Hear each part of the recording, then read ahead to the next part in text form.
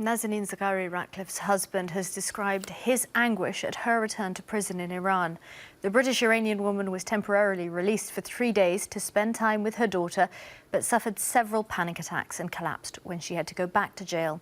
She's serving a 5-year sentence for spying, which she denies. Richard Ratcliffe was speaking to Sky's Charlotte Lomas. Richard Ratcliffe remembers pushing his daughter Gabriella on the swings in this park when she was a toddler. She's now 4 and he hasn't seen her in 2.5 years.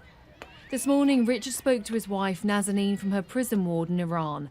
It's the first time they've spoken since she suffered panic attacks at being put back in jail after being temporarily released and reunited with her daughter, who's being looked after by her grandparents. She said today she was feeling stronger, that she still had a few days where she was still feeling numb in her legs and dizzy and headaches, but that it was markedly better today and had been gradually getting better all week. Her family saw her also. It was a family visit later on, and said she actually was quite angry, which is probably a good sign that sort of the overwhelming kind of experience of the past week is catching up, and now the unfairness of it is coming through. How is Gabriella coping with all of this? She was really upset for a few days and wouldn't sleep and wouldn't settle and wouldn't eat. But now it's back into the rhythm of she sees her mum. Again, was asking, well, when's mummy coming and when are you coming home? And asking me on the phone yesterday, when are you going to come and visit?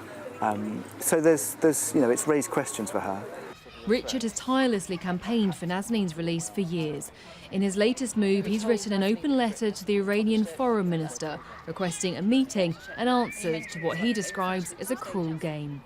There were some things that had happened in the past week that I just thought were outrageous.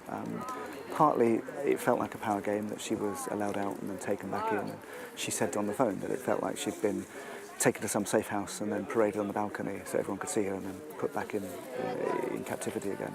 In April 2016, Nazanin was returning from holiday in Iran when she was arrested for allegedly plotting to overthrow the Iranian regime. Her husband hopes the new foreign secretary will be able to make progress. He's been as strong as we could have wanted, and like I was told the Foreign Office on Friday, it feels like she's got a big brother in the playground. Yellow ribbon still hangs from this tree, used to place pictures and messages for Nazanin over the years. Richard is waiting for the day he can bring his wife back here. Charlotte Lomas, Sky News. Silent, peaceful protests for and against refugees have been taking place in the German city of Chemnitz this afternoon. It follows a huge demonstration yesterday involving nearly 8,000 people over the country's immigration policy.